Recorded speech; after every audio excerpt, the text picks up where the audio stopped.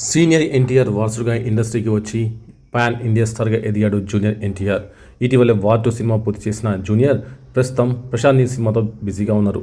ఇప్పుడు ఈ సినిమా కోసం స్లిమ్ లుక్లో కనిపిస్తున్నాడు. ఇతను విమానాశ్రయం నుంచి బయటకు వెళ్తున్నప్పుడు తనతో పాటే పెద్ద కుమారుడు అభయ్ రామ్ కూడా కనిపించాడు. అభయ్ వయసు 12. మరో 4-5 ఏళ్లలో అతడు కూడా టీనేజ్ ప్రేమకథల్లో నటించేంత వయసు చేరుకుంటాడు.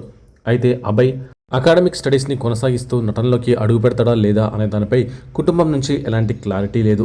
ఇప్పుడిప్పుడే టీనేజ్లో అడుగు పెడుతున్నారు కనుక విద్యాభ్యాసంపైనే పూర్తిగా ఫోకస్ చేస్తాడని భావిస్తున్నారు.